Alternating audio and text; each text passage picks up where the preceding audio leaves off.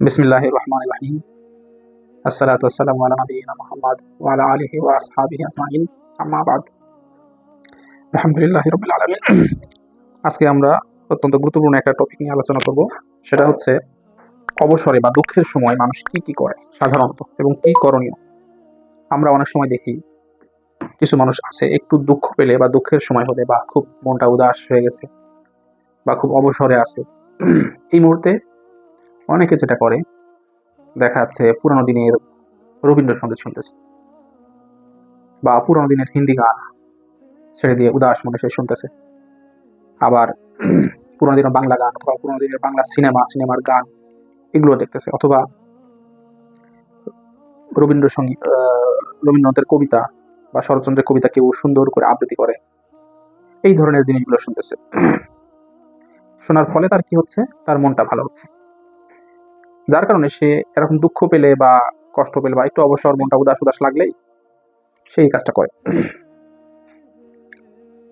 তো এইটা আপাত দৃষ্টিতে আমাদের কাছে এত খারাপ মনে হয় না, কিন্তু জিনিসটার এত খারাপ মনে না হলেও জিনিসটা কিন্তু চরম একটা ভয়ঙ্কর দিক রয়েছে। জিনিসের একটা চরম ভয়ঙ্কর একটা দিক রয়েছে। যেমন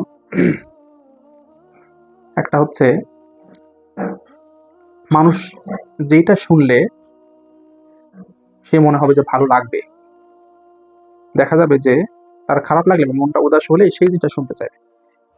তো হতে পারে তার মৃত্যুর যন্ত্রণার কাছাকাছি সে চলে আসছে, ওই সময়ও হতে পারে তার মনে হবে যেন সেই গানগুলো শুনলে বা সেই জিনিসগুলো দেখলে আমার ভালো লাগবে, এবং হতে পারে সেইটা শুনতে শুনতেই তার মৃত্যু হয়ে যেতে পারে।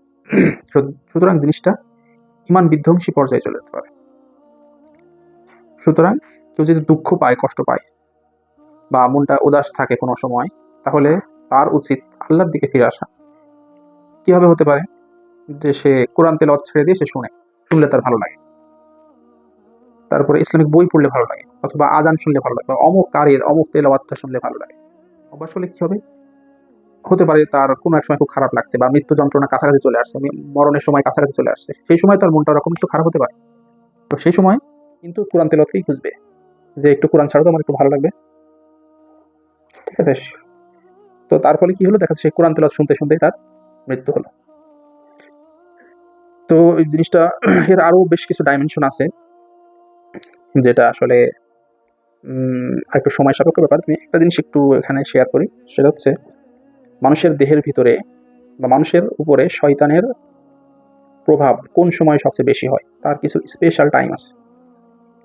সেই টাইমগুলোর মধ্যে একটা টাইম হচ্ছে মানুষ যখন প্রচন্ড রেগে থাকে অথবা খুব গাফেলতার মধ্যে থাকে বা উদাস একটা ভাব থাকে, তো ওই সময় অনেক সময় শয়তান তার উপর প্রভাব বিস্তার করে, এবং তার উপরে সে যদি বিভিন্ন ধরনের সঙ্গীত এবং বাজনা শোনা শুরু করে, তাহলে তো শয়তানের জন্য জিনিসটা আরো সহজ হয়ে যায় যে তার উপর প্রভাব বিস্তার করা।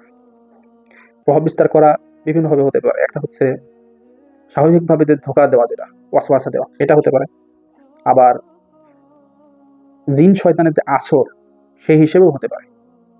যাই হোক, এদিকে আমি এখন যাচ্ছি না, কিন্তু মূল বিষয়টা আমি আশা করি বোঝাতে পেরেছি, যে মানুষ যখন একা থাকে বা দুঃখ পায়, তার এভাবে রবীন্দ্রসঙ্গীত বা গান কোনো ধরনের ইত্যাদির দিকে না গিয়ে তার ওই সময়টা উচিত কোরআন তেলাওয়াত শোনা বা ইসলামিক কোনো কাজের সাথে এঙ্গেজ থাকা।